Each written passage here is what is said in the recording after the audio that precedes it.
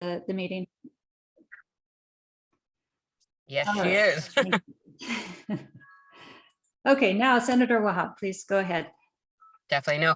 Well, one, I just really appreciate you guys making time for me. I know that you guys are a very active group of folks. And one of the priorities for my office is really, especially the district office, is really to engage with the district. So I just want to be very clear that we tend to, every weekend that I'm back in the district, we are touring facilities, talking to constituents, and kind of learning a little bit about what are some other issue areas that we could potentially help on, whether it's bills currently that somebody else has introduced that we are being informed of, or I'm not going to lie, I'm already thinking about the bills I want to do next year, and already talking. I'm just going to flag it for you guys because I've been wanting to do this for a while, and I'm getting all the folks kind of lined up. A lot of our constituents have been complaining to me, especially the senior population mostly, that they are able to get their teeth removed and covered by Medi-Cal, but no implants done after. So they can remove, like, let's say 12 of your teeth, no problem, but nothing as the alternative solution to having teeth. So I have already been talking to the California Dental Association. Obviously, their biggest concern is getting reimbursed by the state. I think that no matter how healthy you are, if you cannot chew food or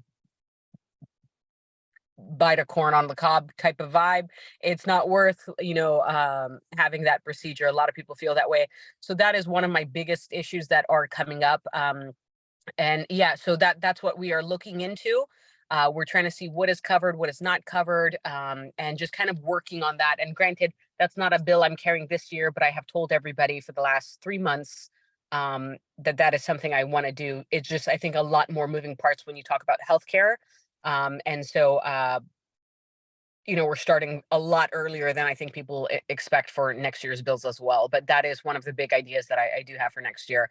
But beyond that, our district office, for the most part, our district director is named Nergis. She was also my campaign manager. If some of you guys may have met her, may remember her. She is actively sending our field reps out to meetings. She is actively working to talk to community members. There's a lot of cities that we represent, a lot of the cities that are looking for grants, looking for funding, looking for anything like that. We have been signing letters of support, as well as for nonprofits and much more. So we are a very proactive district office. We want to make sure that we represent the district to the fullest. And then on the state side, we have Ruskell, who's our scheduler. He's also going to be putting in notes as you guys ask questions potentially about our bills. We Freshman senators typically start at the new year, whereas the let's say more senior senators get to start on their bills really in fall, right after session ends. They may take a little bit of a break in September, and then they start their new bills. We didn't get that privilege just because we started so late, and our race was a close to call race, so even our training was pushed back into January. So it kind of reduces our ability a little bit, hiring people, and so much more. It's a lot more. It's like setting up an office. You start from scratch. Plus, we have to, hotel and a whole different lifestyle change, if you will.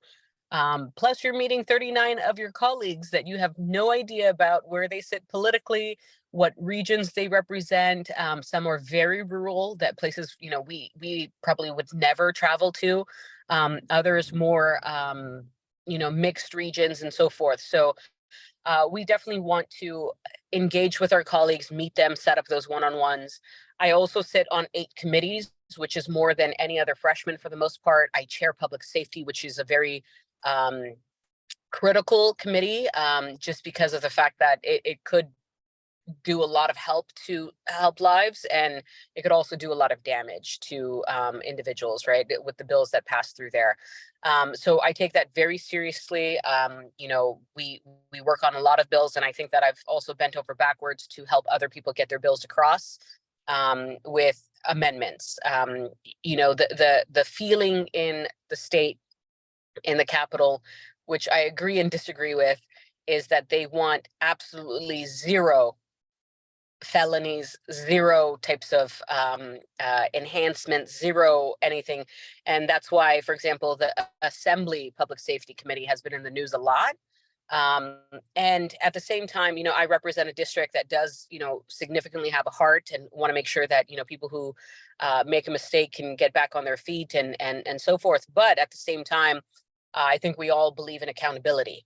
And so there's a fine line to balance there. And so I spend a lot of time in that committee and just working on that committee, let alone the other 7. And I spend a lot of time on other people's bills because some people are very punitive to the point where it's extremely harmful to, just regular folks that are caught in the crossfires of trying to be tough on crime, but it goes overboard. So we have been working a lot in that committee. And then I have my own package of bills that I'm very, very proud of, very excited. I'm carrying 2 for Santa Clara County. This is really around foster youth and data. This is also around making sure there's parental reunification for those that are interested in being, back with their family and so forth, and not making it an issue of poverty. Some people can't attend classes, things like that, but they still want to be in their children's lives, but they don't want to get fired from their job either. So we're trying to give discretion to judges a little bit more to assess cases individually. We are also carrying a bill for the city of San Jose, and this is for a public safety reform bill to allow those police departments that really are trying to get rid of the bad apples, make sure that they are taking care of the community, address the needs of the community, and being transparent to if they were to fire an officer for misconduct. Hayward and San Jose in particular had an officer who engaged in sexual misconduct. And when the city would fire the individual, they would like to make an announcement that we have fired this officer because of one of 8 reasons. Obviously, one is egregious use of force, one is sexual misconduct, things like that. And I want to be very clear, this is not right then and there when, rumors are out. This is after claim has been substantiated and investigated of that officer. The due process is there. So it just allows the cities to say, no, we are doing our job. We are holding people to a higher standard, especially when we are giving them our city sanctioned bullets. And also at the same time protecting our city and our reputation and our residents, right? So it's a very fair bill that has passed through committee and also the Senate floor with bipartisan support. A lot of the bills that I've pushed have been very much focused on, at least me, I genuinely try to get bipartisan support. And we have the very famous CAST bill that has become, all over the news, all around the world. And this is a very simple bill. It is primarily to ensure that discrimination based on caste is not tolerated in the state of California. Primarily under the UNRRA Act, which is the Civil Rights Act of California, as well as the Fair Employment and Housing. And I will say the large rhetoric on the opposition is that this does not exist. If it did not exist, 1,000 people wouldn't have shown up at 9 a.m. on a Tuesday morning to Sacramento, right, in person. And 1,000 plus more wouldn't be on the phones, waiting to give their testimony. So obviously it does exist. People are very split on the issue. There's a lot of fear mongering and incorrect rhetoric by the opposition. We actually have a team of lawyers, including from the Bay Area, including Stanford lawyers, including the Civil Rights Department, that have been working on language. And we are consistently trying to define the language to be very, very generalized in the sense of what this is really targeting. And this is, again, just trying to limit discrimination in the state of California. The reason why this bill is so important is because it is happening. It is a 3,000-year-old system, and other cities, states, and countries are looking right now to California to see that if California passes this, we potentially are able to pass it in other countries, including the UK, including New Zealand, Australia, Canada, and other states in this nation, as well as Congress members from other states have reached out stating that they are interested in carrying the bill at a federal level. But they would like to see this pass through the California Senate and Assembly and get signed in. So there are literally millions of people that are watching this because it does affect lives. And I think it affects lives in a positive way. Some of the rhetoric by the opposition is incorrect. They're making it seem that, nobody's going to be able to get a job. People are going to be profiled, things like that. And I always respond back saying, as a woman who's protected under civil rights, I have a job. All of us have been working, granted, there's always ways to improve things, but, it is to give us some legal recourse in discrimination based on our gender. So that is a bill I'm very proud of.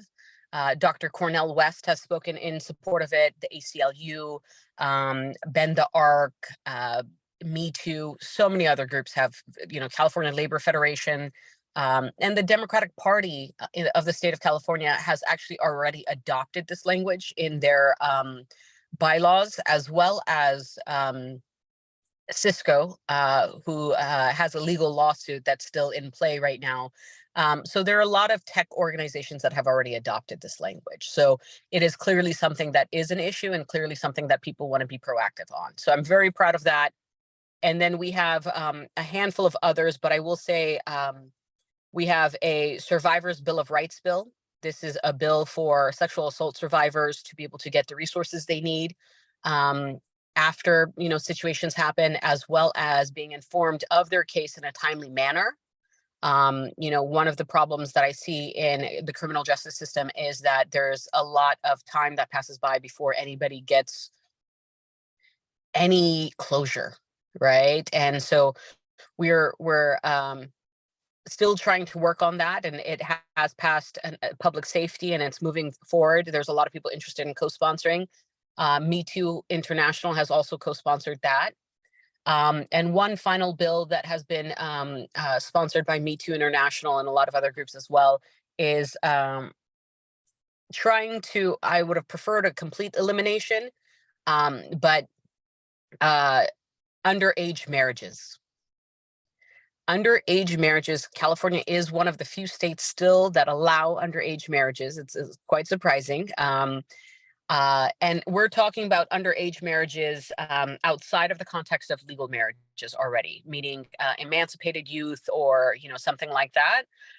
This is outside of that context. And there are groups, and it's not just the Bay Area. I will tell you there are many, many cases where it's usually women. I'm not saying that it's not inclusive of men, but it is usually young girls that are married in a religious ceremony. And because religion tends to be obviously for many people a very important part of their life and culture and so forth, that they believe that they have gone through all the paperwork to make this legal, and in their life and their families' lives and so forth, they are legally married in their minds. That is not the case. And after a little while, when the individual wants to divorce them, they may be left with children. They may be left with a significant amount of debt. They may be left completely abandoned and so forth. So there's a lot there that needs to be done to protect children, in my particular opinion. And I will say that it is not, when people talk about demographics, it literally spans religion and culture. And so we have had to take some amendments to that, but one of my goals, and I've said this very much often to you guys as well, is to protect the most vulnerable community members, women and children, seniors, immigrants, and so forth. So that is literally our bill package. We are very much working to do that, as well as housing. As you guys know, housing is very important. I am a little disappointed in two of my bills right now. Appropriations for my eviction database bill, because we have seen that people who are consistently evicting folks, they evict seniors, number one, and immigrants, number two, at a rate that is inconceivable. In the city of Hayward, we implemented this measure. It was very affordable, as well as the fact that it reduced our eviction rates in 12 months by double digits. Okay. So that percentage is quite high. And we know that people are struggling in the state of California with that. So we want to ensure that, again, our seniors on limited income are protected in some capacity. So appropriations made that a 2-year bill, meaning we have to come back next year with that bill. I'm going to try to be a positive thinker and say that we are going to make it better and work harder on it. But they made it a 2-year bill because they said the cost is too high. It is not high, but we have to take what we have to take. And then our second bill, which has also passed Senate Judiciary, is our reform to Costa-Hawkins, which is a housing bill. Costa-Hawkins is largely debated by a lot of people, but the part that we are touching is the 1995 language for multifamily complexes. It does not hit 4 units or less. So if you own a triplex, a duplex, a fourplex, a single family home, a condo, townhome, anything like that, this bill does not apply to you at all, nor did Costa-Hawkins to begin with. These are for multifamily giant complexes, basically, that we are trying to allow for individualized cities to select whether they want to update their legal binding of 1995 language and roll it into a little more modern. So for example, the city of Hayward has 1979, pre-1979 multifamily complexes are subject to rent control. With this change, every year, if the city, so after this bill passes, the city would decide to bring that 1979 and update it each year by 2 years. So let's say in 2024, that 1979 ban will move to 1981. Then it would move to 1983, right? So those developments in those years would be subject to rent control. Again, it would primarily be multifamily complexes. It is just an update. And I think all laws should be updated and revisited, because obviously we're almost 40 years out in some of these cases, right? So that is also moving forward. So a lot of our bills have been moving forward, some more easily than others, some more controversial than others, but for the most part, it is very much focused on trying to protect people and help people as much as possible. So I'm happy to answer any questions you guys may have and see what you guys think.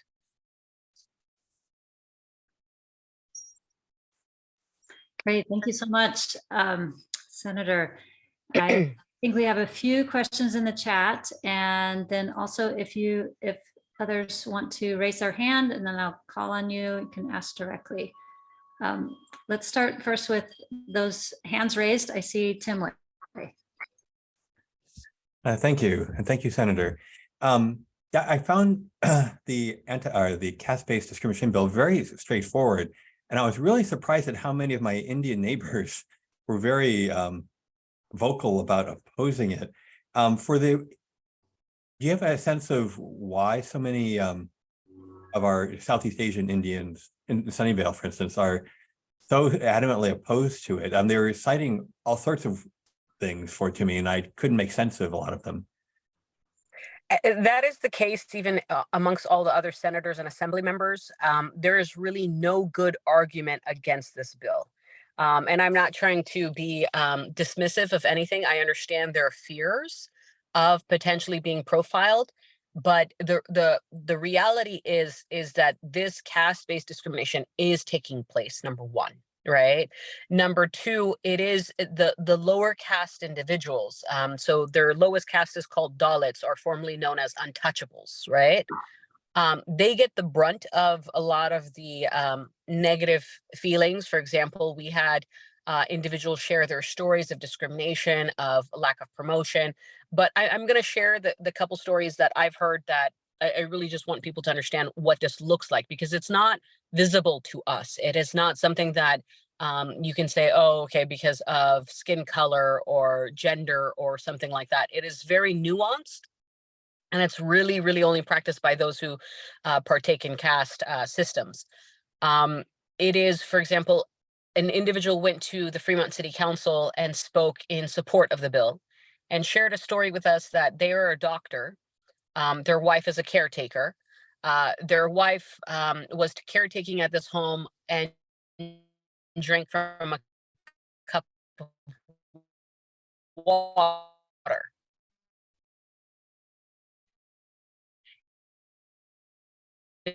Individual that owns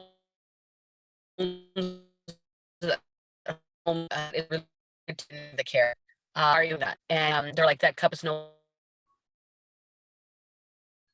Senator, we're having trouble hearing you. I think you're cutting in and out. We missed the story about the water.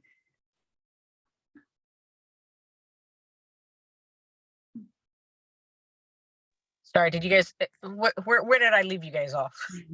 Can you start the whole story about the water, the cup of water? So the family of the individual receiving the care removed the water cup and put it near the dog bowl outside and said the cup is no longer allowed in this home. And we are seeing stories where people have shared with us they are not allowed to pray in certain temples, that they are not allowed to rent from certain people, that even simple stories, for example, two well-off individuals came up to us and said they've asked their neighbors about tutors for their children. They will not allow that. They will not share information. It is to a point where you see it in a societal level that if they were to complain to police, it doesn't even make sense, right? But the more egregious things that are happening in the workplace and housing. You are seeing far more human trafficking. And this is something that I will tell you, I just visited a hospital in our district that said that human trafficking is something that they are now trying to train other emergency doctors and nurses to see, because it is young Asian women that they're looking for, as well as men for workforce, for more labor. And this is happening under our noses. Okay. So I did obviously strike a nerve. People are feeling a certain way. And when you try to balance the scales, and those with power and privilege never want to support it, right? So I do want to highlight that there's not a good enough reason to oppose this bill, right? And some people, I will say, although well-intentioned, are kind of falling prey to the fear mongering. There have been rumors out that holy books will be taken from places of prayer. There are going to be, this mass, surveillance on the population. That is not the case, and we all know that, right? So there are people that are living in fear, and honestly, the most vulnerable community members are what we need to protect. And this is balancing the scales of power. So I've heard all the arguments and excuses, but there has not been a legitimate reason to oppose this bill. Thank you. All right, other questions? Steve Chesson. Yeah, maybe this is a stupid question, but I mean, how does one even know if someone is a Dalit or not? I mean, I certainly couldn't tell by looking at somebody to know what caste they were. So how do the people in the community know what caste other people belong to? Yeah, and that is something within those communities, similar to, for example, myself as an Afghan. If I, walk through a room, sometimes I'm easily able to spot another Afghan, and they may be lighter skinned than me. They may have green eyes. They may have blonde hair. And it's something within their own communities and systems, number one. But this bill is not about being able to identify which caste somebody belongs to. This is based on the perception and perceived potential for discrimination. So, for example, if we were to discriminate against somebody that was of a different age category, a protected class in age, right? Maybe we thought that this person was a lot older than they were, and they weren't, right? That, how does that get proven is in court. It has to be substantiated. It is not just everybody filing claims to file claims. There has to be some merit and some truth around the discrimination, right? So again, adding this just again allows people to, with real discrimination cases, to be able to explain it, number one. Number two, that there will be experts on this topic, as we have actually seen. If you ask Santa Clara County's district attorney's office, they have received a significant amount of claims in relation to caste-based discrimination. Many settle out of court, and it is harder to prove, just as discrimination in all categories is hard to prove, whether it's age, whether it's gender, whether it's race. So that is why, this is important. Again, it is something that needs to be addressed and has been kind of hidden right in front of us. So we are shining light, and some people also don't like the fact that light is shining on a dark part of, society. Now, I support the bill. I was just curious, like the example you gave where the person was in that person's house, were invited to be in that person's house to take care. And then when they took that glass of water, then the owner of the house put the glass of water outside. I mean, like I said, I just don't know how one tells that somebody's a member of a particular caste or not. But I agree with you. Yeah, the discrimination does happen, and it does. And I agree. I do support your bill. Thank you. Like some forms of anti-Semitism, sometimes surnames can give away caste identity or regional identities from various countries. Accent, your hometown, biographical information like that can be used to identify people of the unfavored caste. Yeah.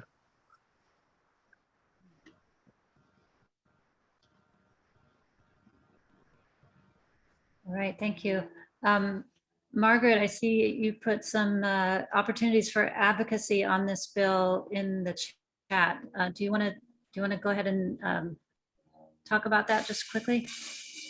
Yes, I'm partly forwarding something I received from someone else, but so I may not, I haven't verified for myself. I mean, Ms. Wahab can talk about what step the bill is at currently, but from what I understand, Assemblymember Ash Kalra has been under pressure to not support the bill. So if you know people who live in Ash Kalra's district in San Jose, please encourage them to call him to support the bill. And other Bay Area legislators who need to be pushed include Matt Haney in San Francisco and Diane Papin, who's up, I believe that's northern San Mateo County area, the assembly members there. So yeah, there's a simple script, and just encourage people to help push it through this cycle. Great, thank you. Other questions for the senator? And folks, I'm happy to answer any question you guys have. There was some comments in the chat earlier about when you first were speaking about the dental issue and some legislation that you're thinking of proposing next year. There's good support for that. I see. I think Martha wants to ask a question. Yeah, just wondering, is there anything going on with gun control? Actually, yes, there's actually a handful of legislation that has come out from my colleagues that support different efforts. So for example, and they come through public safety. So this is the part that, like I said, a lot of things come through public safety. One is stamping the bullets, which I will say there's different NRA chapters as well as groups that are strongly opposed to pretty much any measure. They have like about 5 people that speak in opposition every single time. There's another bill about, magazine capacity and storage, putting, as well as insurance, as well as a lot of things that we've actually seen kind of in the Bay Area or even locally. It has passed our public safety committee. We have tried our best to make sure that, we are doing our part. Moms Demand Action tend to be proponents of a lot of this effort, as well as Everytown USA / I always forget the orgs. I'm going to say the Brady campaign, but I may be completely wrong on that. But they have come in support. And so those have passed outside of our committee. I don't know necessarily when they're all going to hit the floor, the Senate floor, or if they were trapped in a different committee. So in the next 2 weeks, we have our House of Origin deadlines. Pretty much every bill will be heard on the floor. We will have meetings that go past midnight even to get all of these votes out, and hence why everyone is scattering, if you will. So there are some efforts there.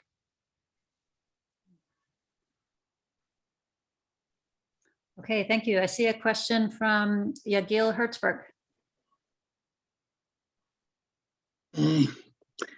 Yes, it's a general question about Democrats. Democrats on state levels and federal level deliver better results, but they refuse to tell the voters about it. I asked Ro Khanna, why is that? And he said, voters are not interested in numbers. If you don't tell the voters, how would they vote Democrats? They think Republicans deliver better results. There are many who support the Democrats, but they vote Republican. The number one reason they say is jobs. The second, crime. If you tell them Democrats created twice as many jobs as Republicans since World War II, or if you tell them that crime in Republican, let's call them red states, the murder rate and rape rate is 23% higher than in Democratic state.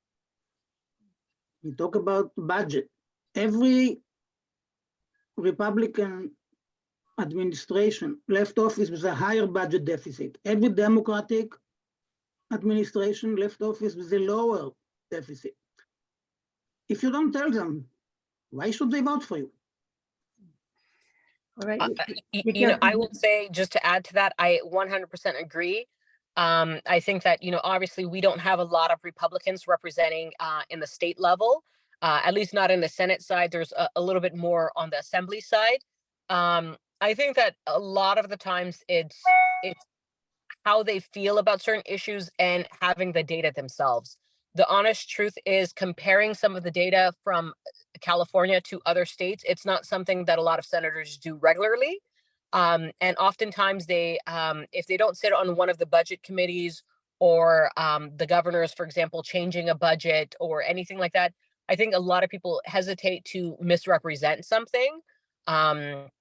And the Republicans, honestly, the only thing they have right now, and I've seen this even on the floor, is they talk about their issue and kind of on their soapbox, but because they aren't able to really pass anything legitimate, they spend far more time talking and showing that they're doing something, but it's not actual any work.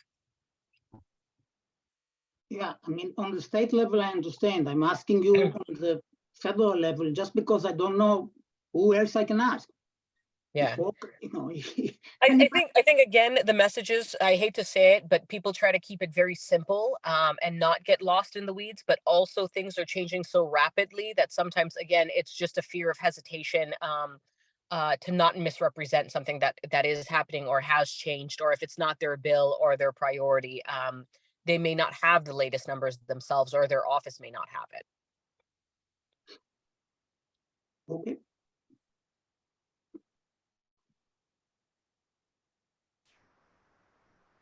Thank you, Yagil. Other questions from the floor? Yes, Tim.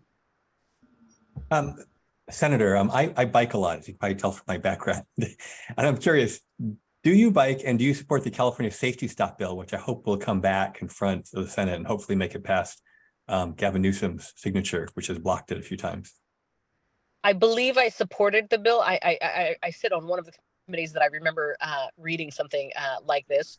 Number one, in Hayward, I've supported a lot of, the expansion of bike trails and a little bit more different opportunities to be able to utilize different forms of transit, including biking, right? And then as far as me biking, I have not biked in a little while. I'm not going to lie to you about that, right? I will say that primarily just because I'm thinking in Sacramento, I either want a scooter, to be honest with you, because it's so much more flat, and everything's just within a couple blocks of each other, right? So I will say, I think that there's a lot more people in Sacramento that's, use the scooter systems than biking. But biking I've enjoyed for a very long time growing up as well. So it is something that I actually enjoy. Thank you. Yeah, I biked around Sacramento, and it's beautiful biking up there. The American River Trail is really nice too. Thank you. Sorry. Leah, did you have a question? Yeah, actually, with respect to the dental issue, I hope they're talking about the medical fact that if people don't have teeth in their mouth, whether real or artificial, that it actually leads to considerable bone regression in the jaw. And that is a medical complication, never mind the fact that you have increased risk of aspiration and that kind of thing if you don't have some way of chewing your food. So I hope that aspect that there's been some medical consultation aspect in that by addressing that, you're preventing other problems, which are much more serious and costly. Yes. So I fully support it. I wanted to carry it this year. I just don't think that we were ready yet to carry one of the healthcare bills, because healthcare, you have an army of people opposed to anything pretty much. And so we are very much interested in this.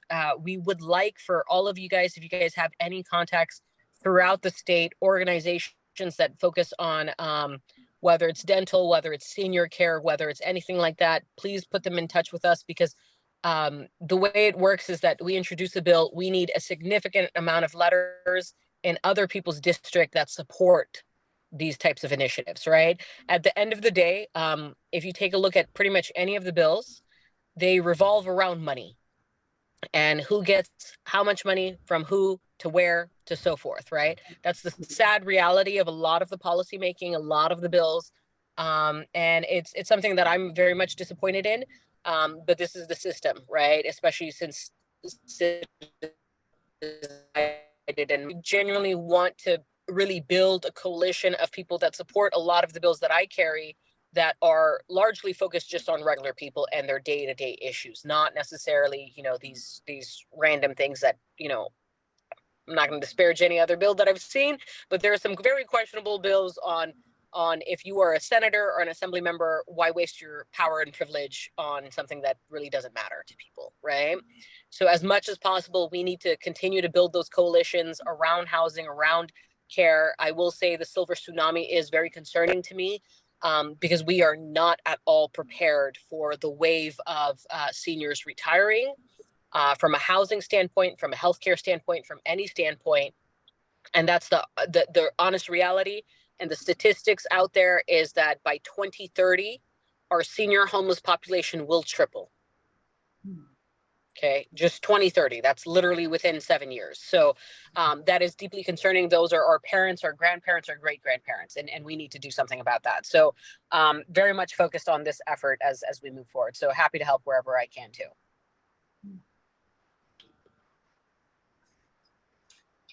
I'm going to jump in with a question since there are no hands raised right now. I see you're on the health committee, and I'm just wondering if there are any climate related bills that also have to be heard in the health committee because climate and health are so intertwined, or is it still kind of separate off to a different committee? So the way it works is when you introduce a bill, it goes to the rules committee, and rules determines what other committee it will touch and in what order, right? So there is actually a bill by Senator Gonzalez that's very fascinating to me. She's from Long Beach, and her bill is about oil and about having these drill sites, and they're not like, they're called something else because they're a smaller drill site. I forget what they're called specifically. They're not necessarily on land, but they're not in the ocean either. They're like kind of in this weird middle ground, okay? And there's 28,000, okay, of them. And obviously, as they're, digging for oil, if you will, her bill basically would say that there is there's already a presumption that all the healthcare concerns of the people in her city of Long Beach, let alone in some of the neighboring cities, the healthcare concerns of cancer, asthma, so forth, are because of this. And so, of course, oil companies are opposed to this because, you know, they would have to pay the healthcare if this bill goes through and there's a lawsuit and somebody, you know, got asthma or cancer or some random health issue. This bill is one of the priority bills that people are targeting to kill. And I give kudos to Senator Gonzalez for bringing this forward and obviously trying to champion this. I actually don't know where it's going to go, but I know that that is one of the bills that kind of touches health as well as a number of other issues, you know, just because of the way it's written. So there are some bills that kind of do overlap in some ways, but we don't make the call. The Rules Committee does make that call. Yeah. Great. Tim, another question. Yeah, since you brought up more health and climate stuff, many of us in this area have been very interested in having bicycle education become a standard part of the school curriculum. Is that something that you could help with, Senator? Like ideally at the elementary, middle, and high school level, once kids start biking and doing it as a lifelong activity, that would greatly reduce traffic deaths as well as increase health. And then they could get exercise on the way to school as well. Is that in your space, or is that something that could address elsewhere? That could potentially be in our space. I'll be honest with you, I have not pushed a education bill just yet. I think that there's two bills. I think Assemblymember Mark Berman has a bill similar to that to kind of train regarding computer science. And then Assemblymember Liz Ortega also has a bill regarding workforce education. So I think that it is very much possible. I would also like to see if it's in any other local jurisdiction, because that just helps the case. You know, if there's numbers, stats, is this a chapter in a book or is this a whole legitimate class? You know, it has to be kind of more vetted out in some local jurisdiction for us to be able to say it works well here. Let's implement it for the entire state of California. So that's kind of where it would be. But yes, I'd be happy to help wherever I can, whether that's even connecting with other groups. But I will say we are limited to roughly about 20 bills, and sometimes we're cut down even further because there's problems with bills. There's co-sponsors that, you know, renege on whatever commitment they made. So we had a solid more than 20 bills. We did have some hiccups. As I said, we started very early, or let's say it started actually very late. And so bills do get kind of whittled down as to what are going to be the priorities for that senator as well as those groups. If a bill is sponsored by somebody, for example, it does help with, you know, that org kind of picking up the slack as well, talking to other assembly members and senators and trying to get their buy-in as well. Because I will say, just as one person talking to all 39 senators of my colleagues, it takes a lot of time. And when you're on 8 committees, you really don't have time for the coffees and the lunches to be like, so these are my priorities. You literally will list out 3 priorities. That's your priorities. And the other folks and staff will try to prioritize the other bills that need a little bit love and attention. But as an individual senator, you usually try to stick to the 3, because if you ask for 15, you're never going to get those bills kind of like the buy-in from your colleagues, if you will. Yeah, thank you. I'd like to see the bicycling one move forward somehow, because it solves so many health issues and it solves so many safety issues, and it makes drivers much safer. We have so many traffic deaths happening. And if we get more people bicyclists tend not to kill anyone else, but car drivers are killing like 40,000 or so every year in the United States. That's a huge number of people. It's like 13 every year we're doing to ourselves, let alone the climate change. Also, we solve climate change as well. For transportation is the biggest source of climate change in California. And we have such great weather here. And well, Tim, I'm gonna say this too. You know, public transit has been gutted in the funding. I'm sure you know you've been reading a little bit about that. A significant amount. It's not a little penny that has been cut. It's been like that. That was the one group that was, in my opinion, gutted completely. Right. There has been some revisions as of this latest budget report, but one of the things I also want to tell you guys is talk to your other elected officials, because I'm kind of on this bandwagon. I've actually led the charge in a lot of the informational hearings. Public transit needs to be consolidated. Okay, people don't want to say that because at the end of the day, jobs are at risk and so forth, right? But in the 9 Bay Area counties, Santa Clara County, Alameda County, every county that's surrounding the Bay Area, 9 Bay Area counties, there's over 30 public transit organizations. Okay, over 30. Why do we need that many? At the end of the day, and just from a Santa Clara perspective, our county, BART doesn't go that deep into our county. Let's be honest about that. It doesn't go to every stop. It doesn't hit every city, especially in my district, from Milpitas, Santa Clara, and Sunnyvale, does not touch it. We have AC Transit. They keep cutting lines. But yet, what is going on there? When we take a look at some of the other operators that are smaller, right? Let's say whether it's VTA or Muni in San Francisco, I can tell you, and I often speak very honestly about this, is that there's a problem with public transit as a whole, right? And people need to kind of actually, say, I hate to say it, I know it's a difficult conversation to have, but consolidation needs to be happening. And MTC, so your board of supervisors, they all sit, on MTC in some capacity, a handful of them at least. That conversation, that really tough conversation needs to be had, because public transit isn't cheaper than driving. It isn't faster than driving. It isn't more efficient than driving. It isn't anything more than driving, right? And that is why so many people revert back to owning a car, revert back to driving, and so much more, right? So we need a little bit more pressure, in my opinion, on MTC and just the efforts around public transit in the Bay Area. I've said this and people were a little surprised because, again, nobody wants to talk about it. Several other elected officials have slowly been coming up on this as well, including Senator Cortese, a little south of me, that represents San Jose. And we need to make sure public transit works for us. It's not just biking, because we also know people who aren't in the greatest shape or elderly or disabled or anything like that won't be able to do that either. So we need to have other modes of transportation that are more reliable, safer, cleaner, more efficient, and cheaper. And I'm one person that has stated that very publicly in informational hearings, but I think more and more people need to state that.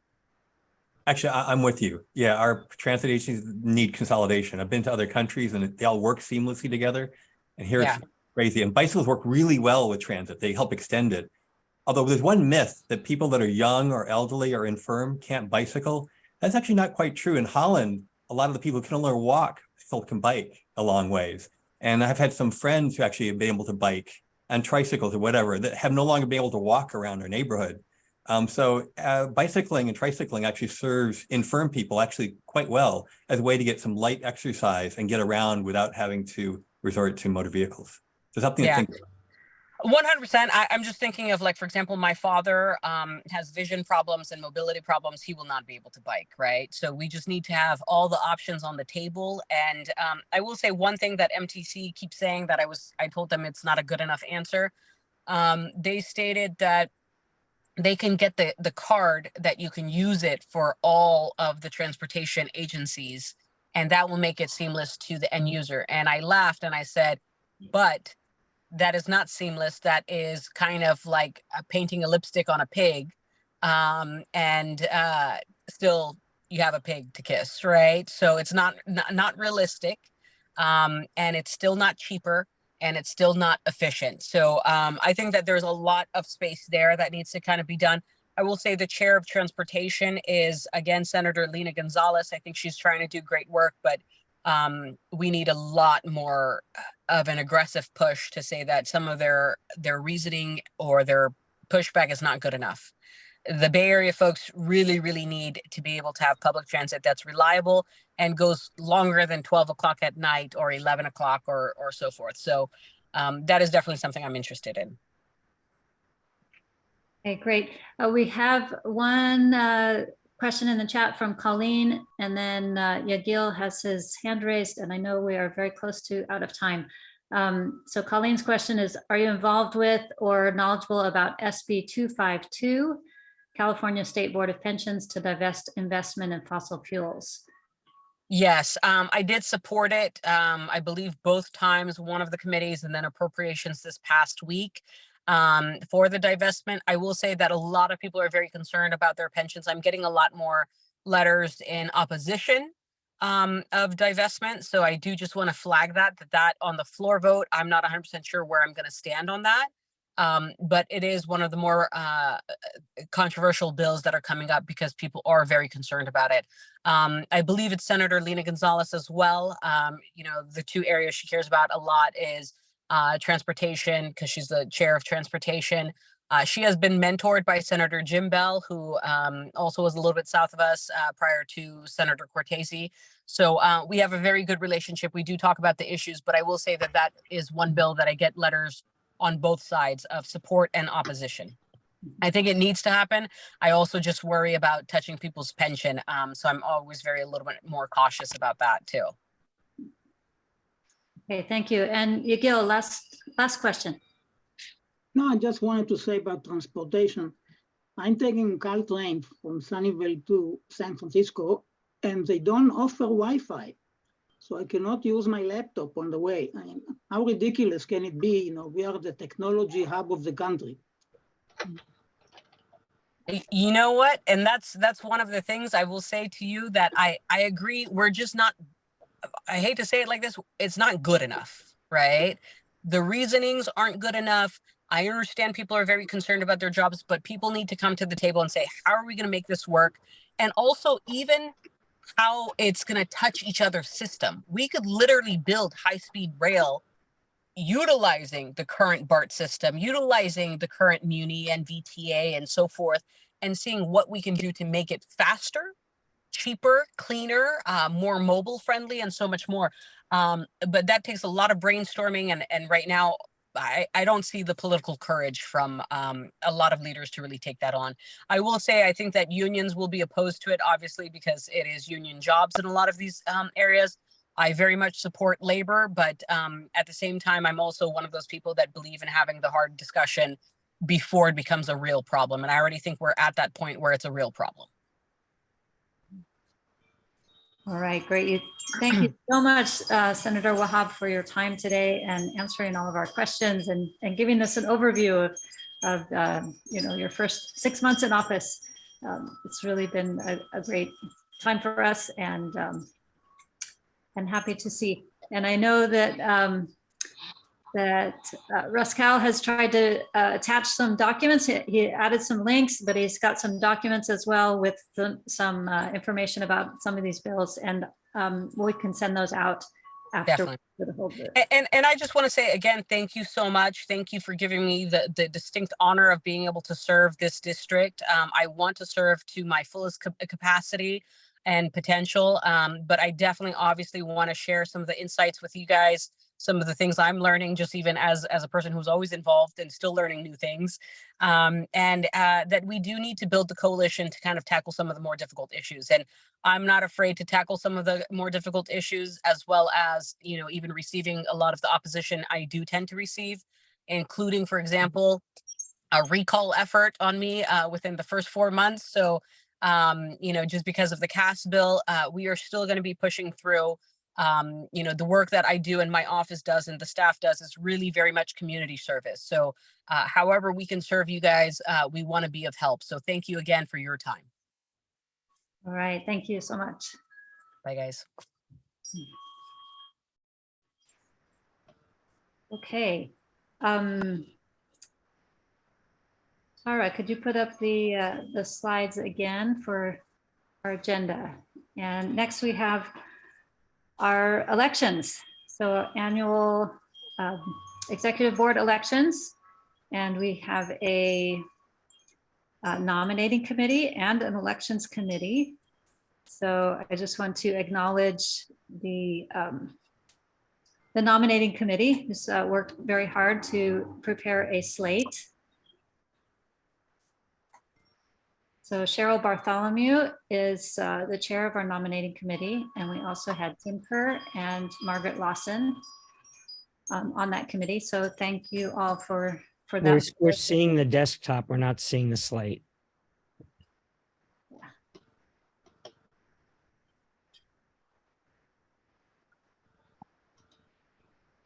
All right, so we'll get that figured out. And then, so there's also election committee made up of Mara Kane, Leah Melman, and Bruce Payton. I can't be on the election committee. I'm running for things, so. It's not correct.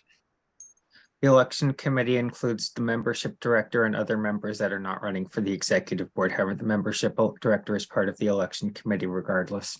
All right, thank you, Martin. All right. And let's see. Mara,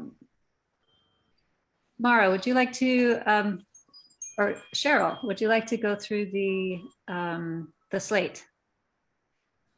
Oh, sure. So we have President Krista Wickham, Vice President position is open. Secretary Gail Rubino, Treasurer is Mina, and make sure I pronounce this. Is it Utukanda? I think the J is pronounced, so Jutakanda. Utukanda, okay. Political Director Martin Pine, Communications Director Mike Cerrone, Membership Director Leah Melman, at large Honorable Tara Martin Milius. I'm sorry, I'm tongue-tied today. Martin Milius, and at large Peggy Brewster.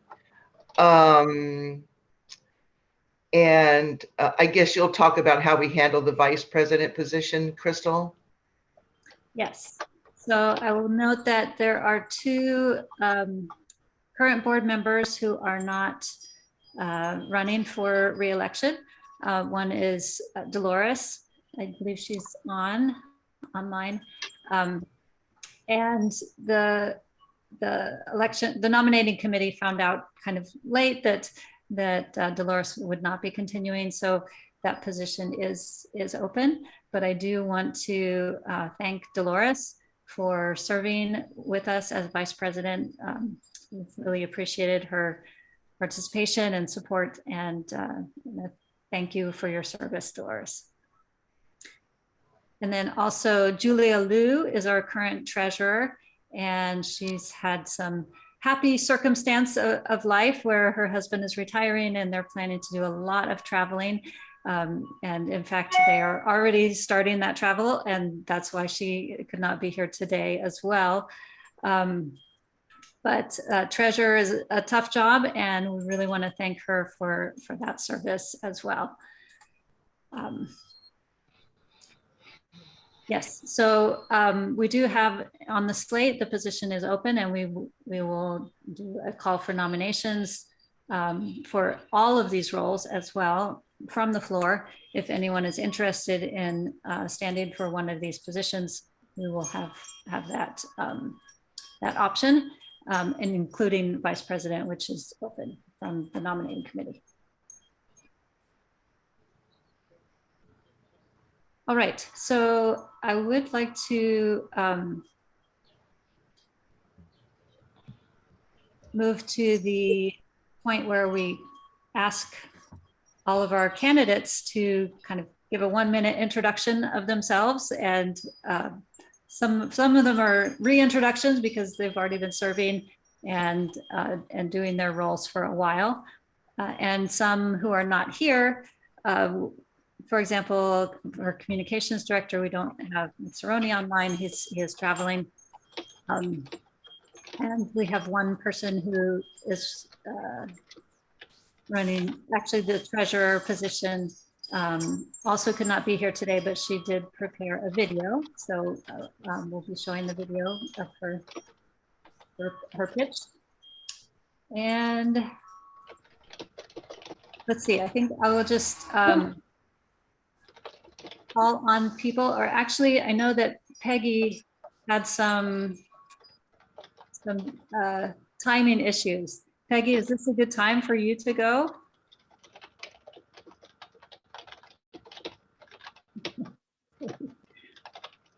All right, so Peggy is a relatively new member, as she has spoken to the club before, and she is running for an at-large position. And I would like to ask her to introduce herself. Can you guys hear me? Sorry.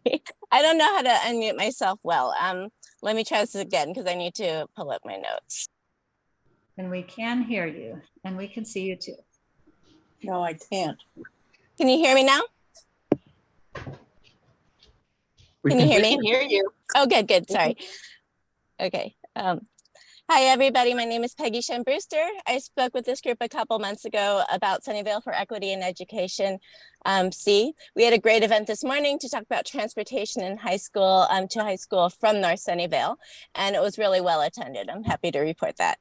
My passion is advocating for educational equity and representation and confronting structural and daily racism and classism in general. So I serve as a grants administrator on the Sunnyvale Education Foundation, have a second grader at Bishop Elementary, as well as a preschooler, and am a teacher. So all of that has kind of afforded me a wider view on education. I care deeply about protecting democracy, both here and worldwide. My parents were first-generation immigrants from Taiwan. And as we know, Taiwan's democracy is under imminent threat, and we see this trend happening globally as well. Being a second-generation Asian American parent has shaped my identity, as have my personal experiences with mental health, which is another area I'd like to bring attention to and destigmatize. So again, thank you so much for considering me for an at-large position. I look forward to bringing a unique perspective to this group. Thanks. Thank you so much, Peggy. All right. Let's see, why don't we go to Martin, would you be able to give your... Sure, I will be brief. I'm Martin Pine. I'm seeking re-election as your political director. I helped guide the club through the last set of elections, and I think we did reasonably well, although I think there are definitely things we could improve on, and I'm hoping to, in supporting our endorsed candidates, and I'm hoping to implement some of those going forward. I'm pleased to note that in what was probably our biggest race, which was the school board race, that all of our endorsed candidates were elected and the MAGA candidates were defeated. So that was good.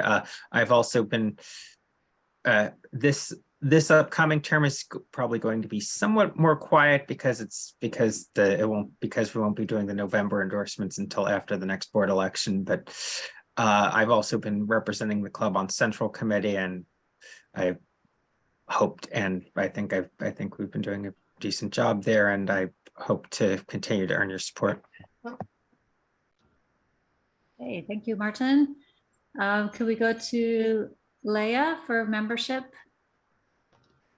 Sure. I will also be brief. My name is Leah Melman. I'm seeking re-election for your membership director.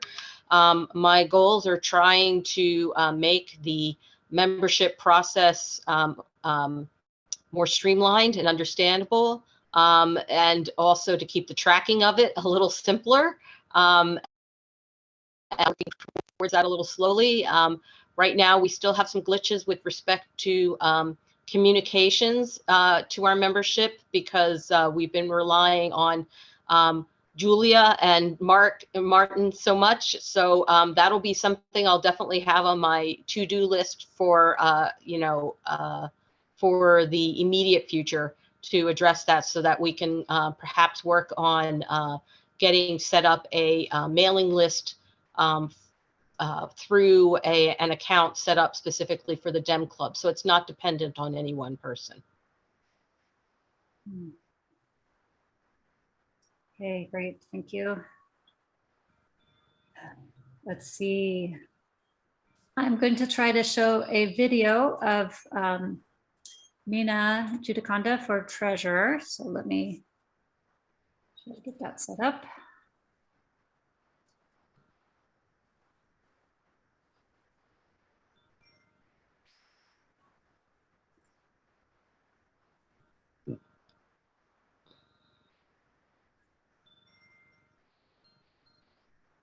Just 1 second. It was all queued up and now. Technical difficulties are always to be expected. All right, I think I've got it.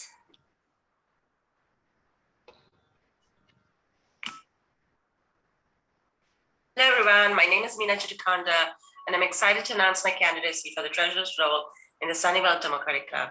As a dedicated Democrat and a resident of Sunnyvale for the past 2 decades, I'm deeply committed to our community and its values. In addition to my passion for democratic ideals, I have been actively involved in community leadership roles for over a decade and have volunteered for more than 2 decades.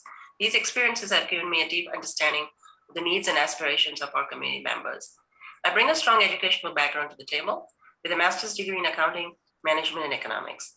This knowledge equips me with the necessary skills to effectively manage budgets of various sizes. I've successfully handled budgets ranging from 220K to smaller, more intricate budgets. I'm eager to serve as the treasurer of the Sunnyvale Democratic Club, leveraging my expertise in financial management to support the club's long-term sustainability and growth. Thank you for your consideration. All right, so that was Meena, and she's running for treasurer. I'm really glad that she was able to provide a short video for us. All right, let's go to the secretary role. Gail, would you be able to give us your short pitch?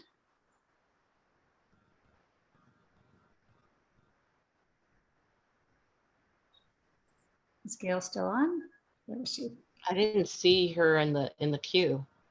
She's there. I see. She's got a. Okay. All right. Why don't we move to Tara? She's muted, I think.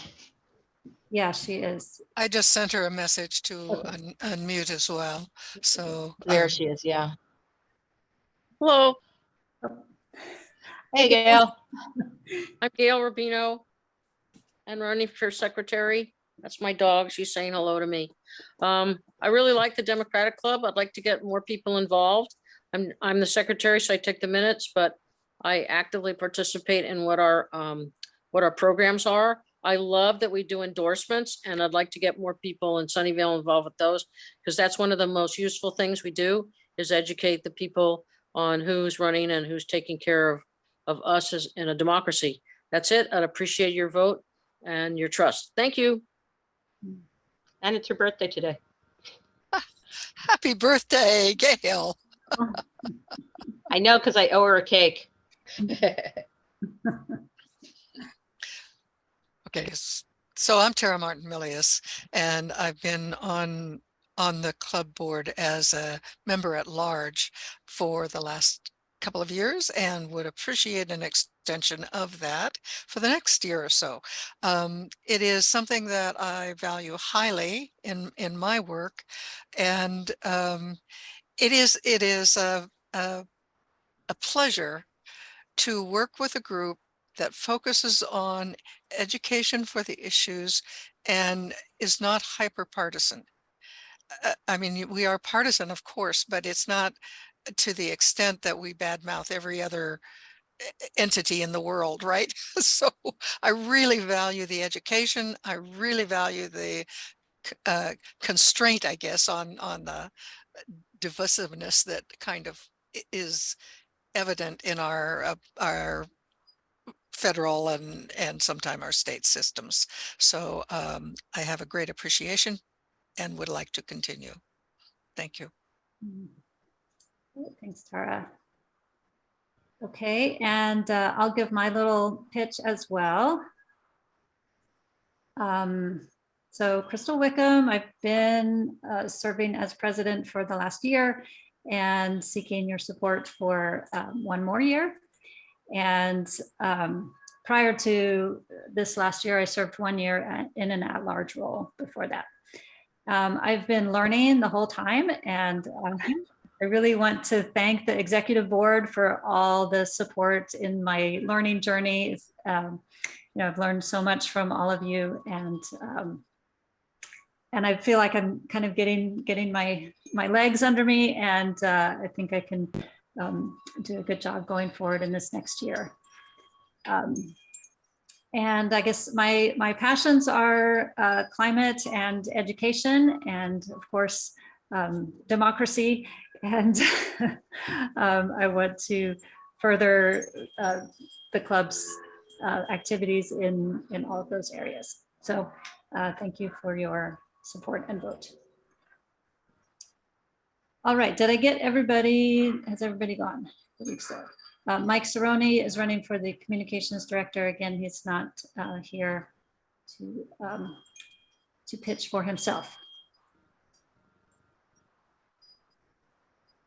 All right, so so we do have the open position of vice president, and if there are any who would like to stand for that role, I wanted to open the floor for nominations at this time for the vice president role.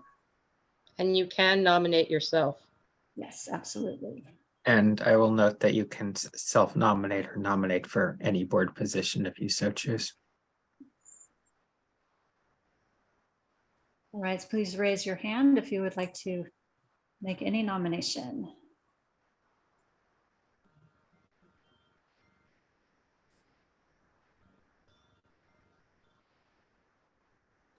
Don't be shy.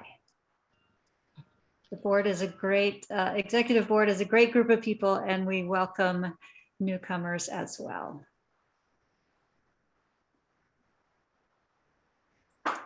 As a little reminder, if either Tara or Crystal could please send me the list of attendees for this meeting, I would appreciate it. I can't print it out from the thing because I'm not a host.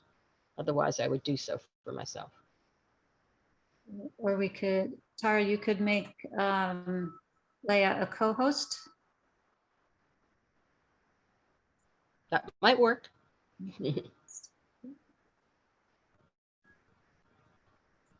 Let's see if I can do it from that. Yeah. You are now our co-host. Okay, let's see if I have the magic powers. Okay.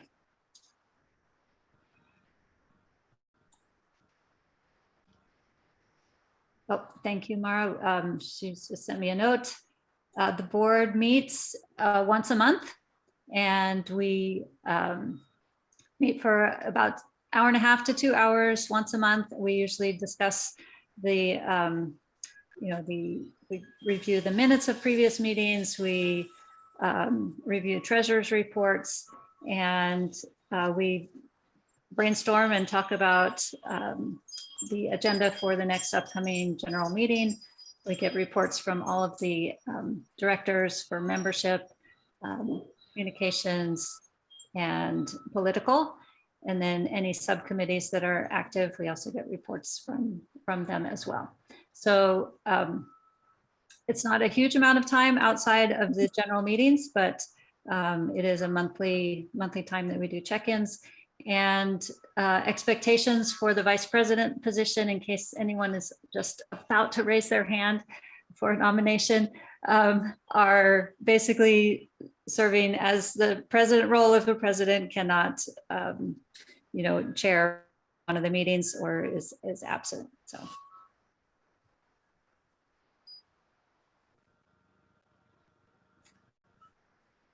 All right. Not seeing any hands raised nominations. So if we don't have a nomination for the vice president role, we will leave it open, and then it will fall to the board to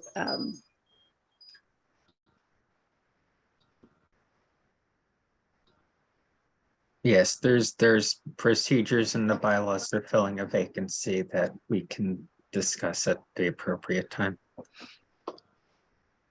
That being said, I don't seeing no hands now. If you are interested in, or if you know another club member who might be interested at a future date, please feel free to please contact the board, in the interim board at either board at DCS or just know your favorite board member.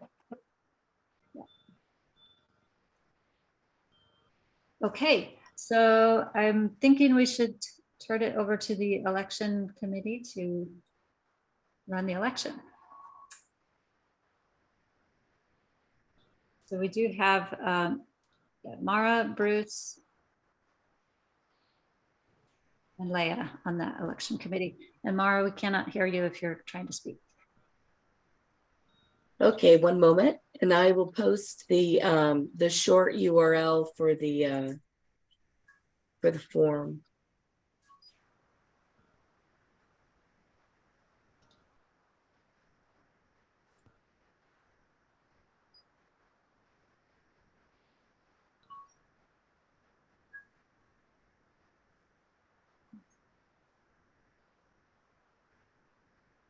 I really want to thank Mara and everyone on the election committee, because creating these ballots and then doing the validation, making sure all the members who are voting are also voting members in good standing is a little bit challenging from a technology perspective. So thank you, Mara, for making that ballot.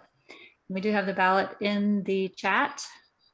So we did not do the PIN voting this time, so it's just going to be validated through email. Is that correct, Mara? That is correct.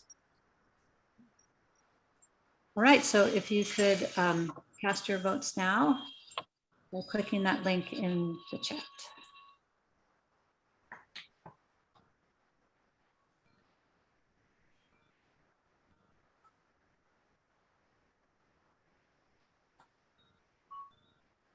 Click on the link.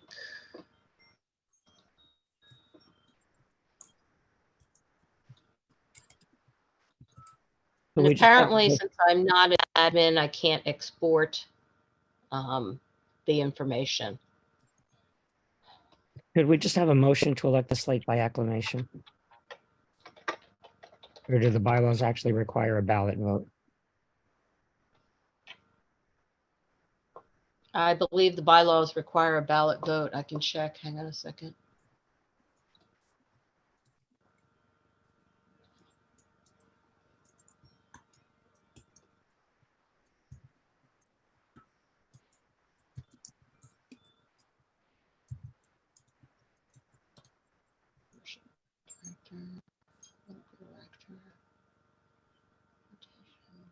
Conduct, election, nomination committee, acceptance and eligibility to serve. It's 4.10. Thank you. I'm in section 5. I didn't see anything under, 4.10 is vice president, sorry.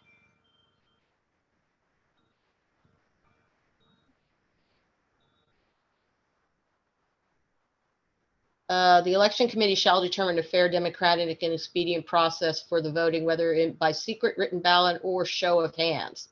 So it's either or, but I think that would make it difficult for counts purposes.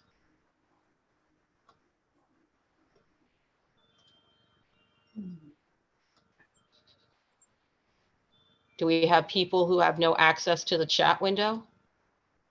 Well, I don't quite understand. I mean, a show of hands, we can raise our virtual hands using the reaction button. So I'm going to rise to a point of order that the balloting has already begun, and therefore I do not think it is in order to alter the form of voting when the voting has already commenced. Well, you did say secret ballot, and if you have to check the names, it's not really a secret ballot. I put together an X lookup. So I'm doing a table lookup. That's an automated thing. Ballot, and that the membership doesn't know who voted for whom. Only the people who are running the election know who voted for whom in terms of tally. It's the same thing when we vote by pins. We know who the pins belong to, and it tallies that, but it's not like the general membership knows who voted for whom. I have I comments. voted already. I've already submitted my vote. To be a member in good standing, you have to have attended a meeting within the previous 6 months to this one and have paid your dues. And for those who have asked a general question in the chat. I just want to know, I've already voted and I hope it got registered. If you click submit, Mara will tally things. Yeah, it looks like everything's going through. Just give me a bit. Yeah, I just want to note I'm not going to speak to the board election because I'm not going to gainsay the elections committee. I just wanted to quickly note that for the board for endorsement elections, the process is very specifically, the PIN process is set up so that the people who generate the pins and the people who count the ballots are different people, so that like when I'm counting the ballots, the elections committee ballots, I could not find out who voted which way unless I talked to the people who did the pins, which I explicitly don't do. This ballot didn't ask for a pin. It asked for my name and my email address. That So is it's not very correct. That is correct. okay. So there's but again, it's I've got a page in the formulas that have the membership information and whether or not people are members in good standing. So it's a 1 or a 0. And then there's a lookup table that takes the concatenated names and matches against that table and gives me a 1 or a 0. And that goes into another sheet that basically it doesn't count for the results unless you're a 1. So, you know, for me, this is simple stuff. I'm not looking at the sheet. gee, I don't think I'd like being a 0. Okay. Well, you know what I mean?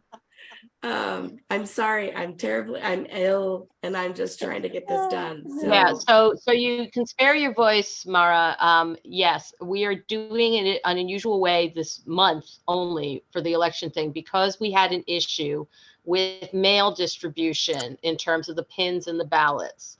And that is because we had previously relied on a mail merge function with MailChimp, I think, with Julia. And since Julia is not here, we don't have that functionality. So for this again, this is going to be a top priority before we next have to cast ballots on something to address the issue of distributing the pins and the ballots. Okay, so it's a one-off.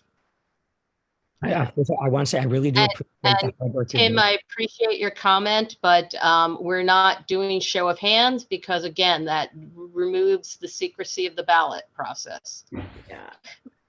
I do appreciate the hard work that the elections committee is doing, and I don't mean to criticize one, but the comments Mara just made gave me a concern. If you're doing a match and it's an exact match, and for example, if I type my name as Stephen Chesson instead of Steve Chesson, would that have been rejected and not?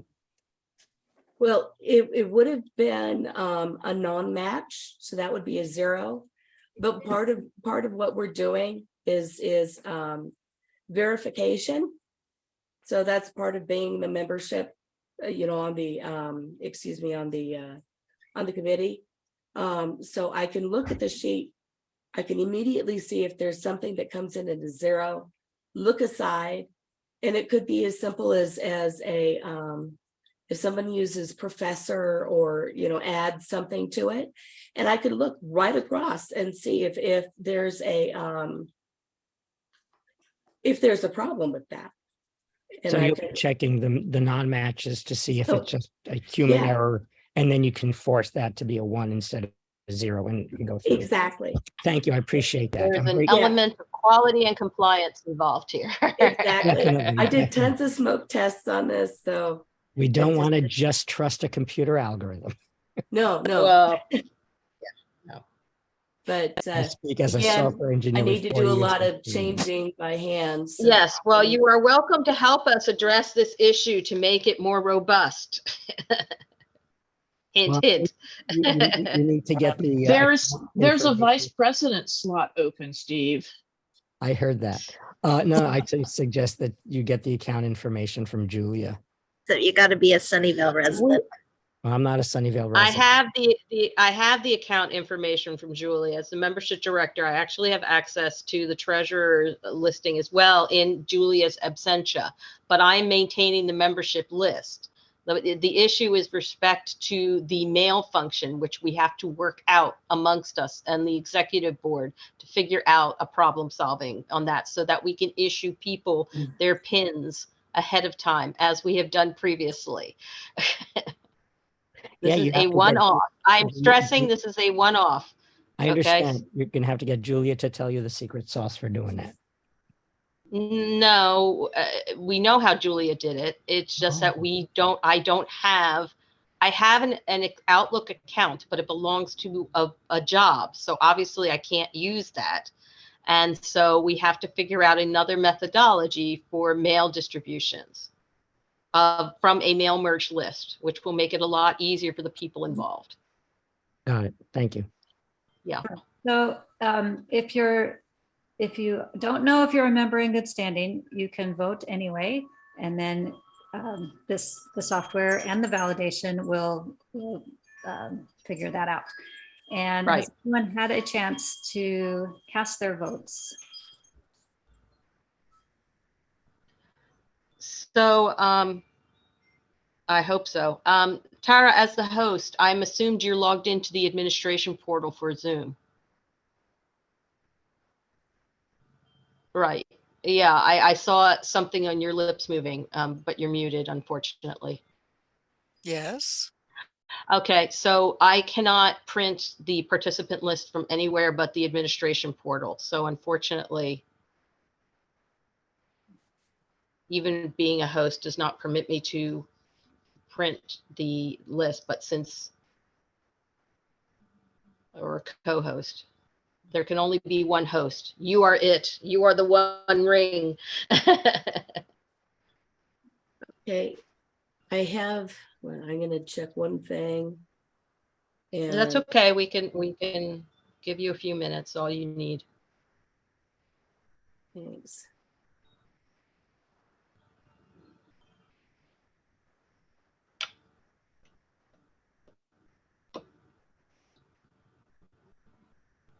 All right, Leah, I'm not quite sure what you need, just the list of attendees. On the administrative panel for the Zoom meeting, there's a report, okay, on the Zoom portal.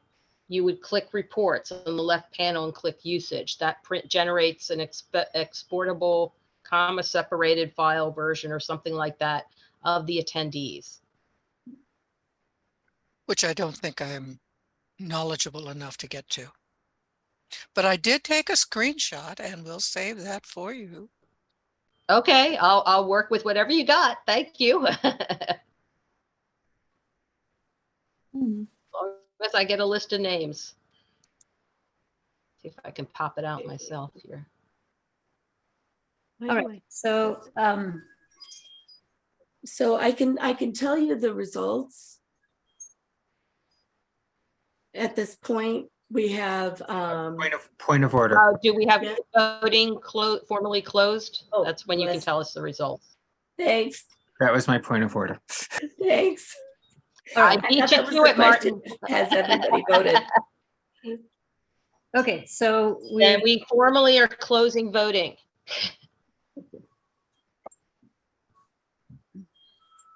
All right, and Mara, do you need time to tabulate, or you have it right there? Yeah. All of the lookups and technical. Yeah. Things are. So we had one duplicate. That's it. We have 21 votes for President Crystal Wickham. No endorsements, no abstains. So that's 100%. We have for political director, Martin Pine, we have 21 votes for the candidate, no endorsements, no endorsements, and no abstains. Similarly, we have 21 votes for the communications director, Mark Cerrone. We have 21 votes for membership director, Leah Melman. For treasurer, we have 19 votes for the candidate, 1 no endorsement and 1 abstain. Director at large, Honorable Tara Martin-Milius, we have 21 votes for the candidate. Again, no endorsements, no abstains. And we have for Director at Large Peggy Brewster, we have 19 votes for the candidate, 0 no endorsements, and 2 abstains.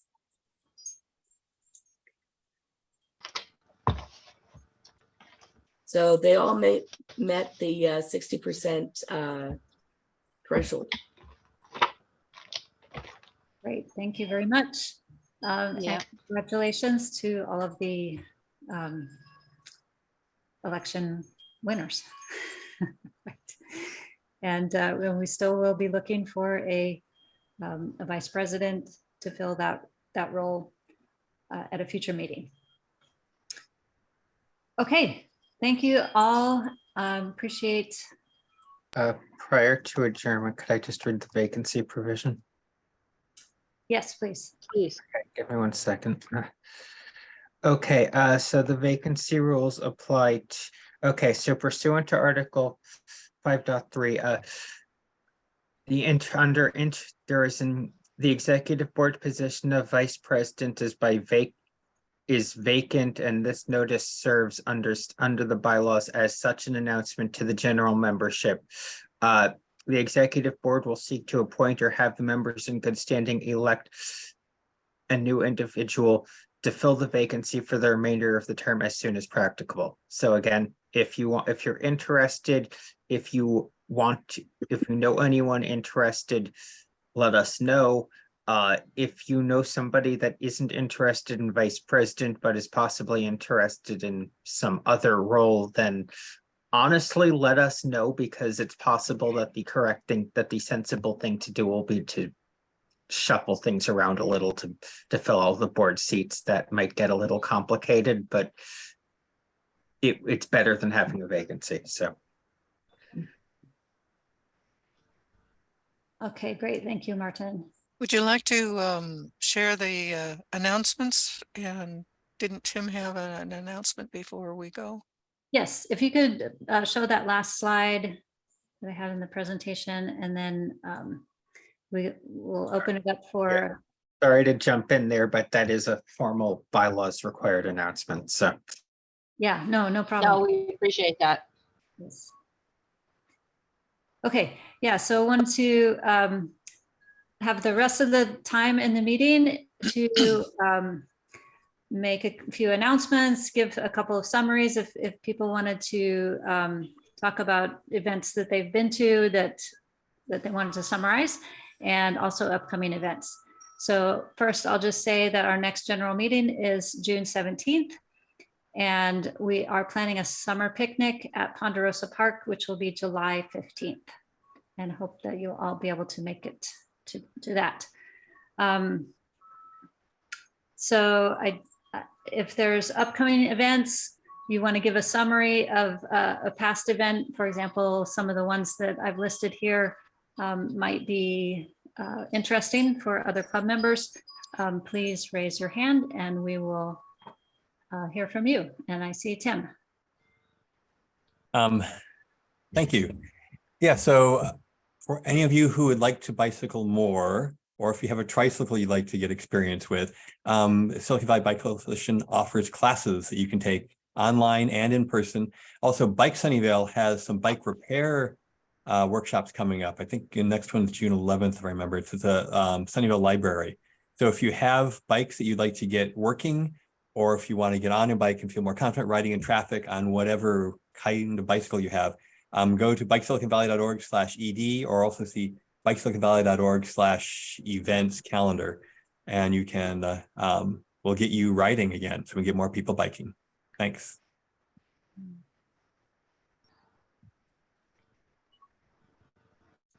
Okay, thank you, Tim.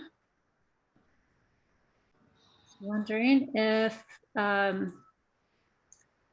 could call. Hi, this is Peggy. I don't know how to raise my hand on my phone. Sorry. Can I talk about today? We had the transportation meeting and it went really well. Sure. This is thank you. This is it was hosted by the Fremont Union High School District in concert with us at C and the City of Sunnyvale, MBTA. We all presented. We had this fantastic turnout. they didn't have enough translation headsets. So we switched, instead of a simultaneous translation, we switched it to, English, Spanish. So it was just switch off. It took a little extra time, but that doesn't matter because we are so happy to see the community turn out. There are tons of electeds there. We had some trustees, we had people that can make some policy, make some changes, and we had a lot of voices heard, that the voices that usually are not heard are not invited to be heard. So I felt like it was a great success, and I'm really looking forward to seeing what becomes of it, what we will make sure that comes of it. And also very excited about partnering with everybody just to improve things for our students up here in North Sunnyvale. Thank you, Peggy.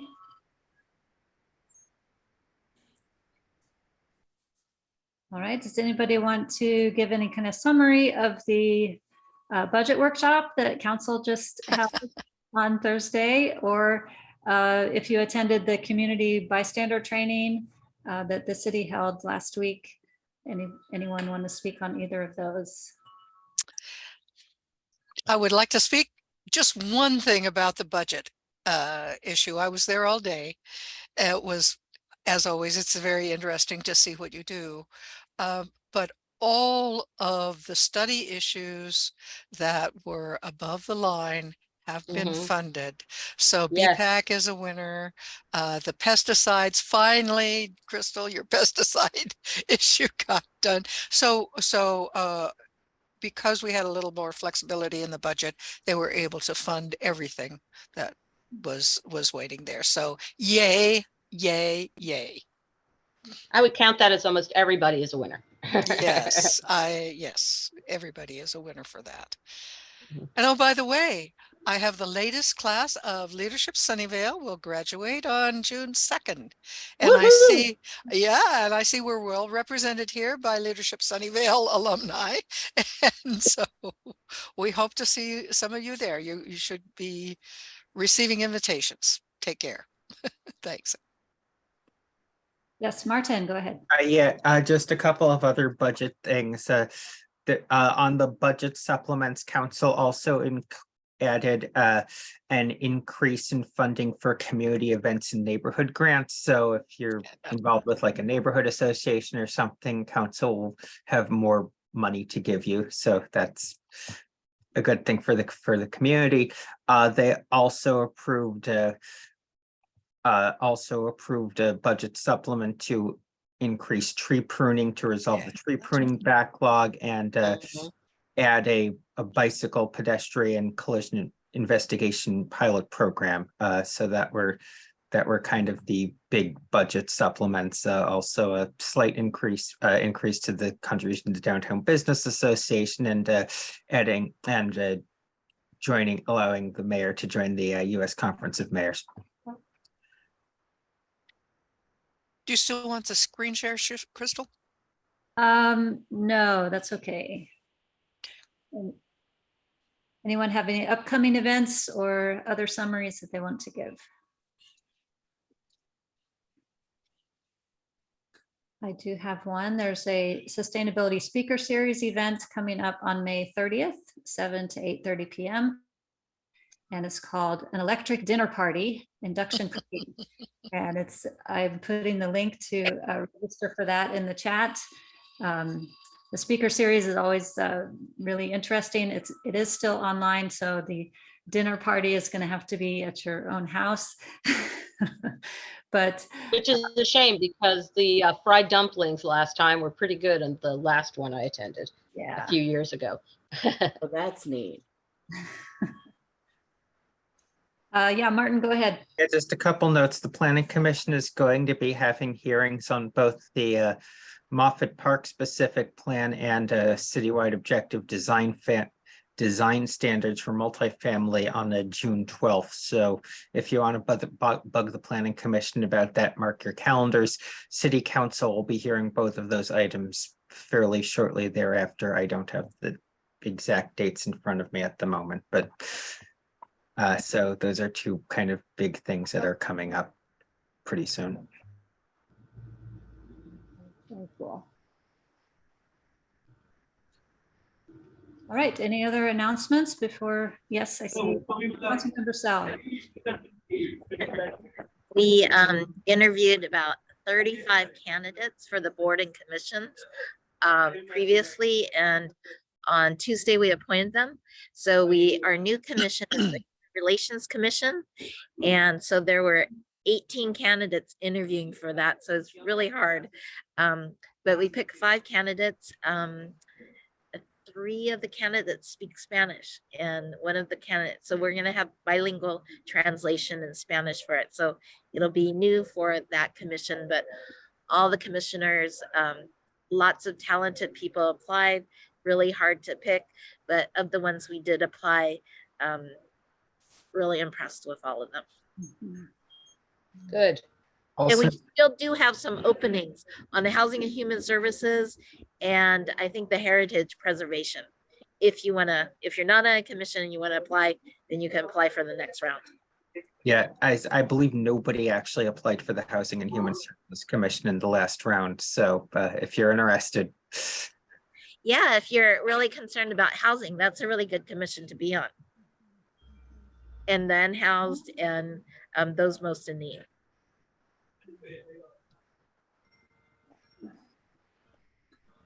All right, any other upcoming events, summaries,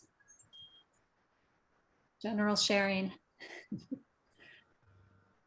If not, we will close the meeting a few minutes early and encourage you all to enjoy this beautiful day that we're having, beautiful weekend, and the rest of your weekend. All right, so we can turn off the recording and in the meeting, and thank you all for coming. Question of privilege, actually. When this gets posted, could we cut the board election part out of the recording? I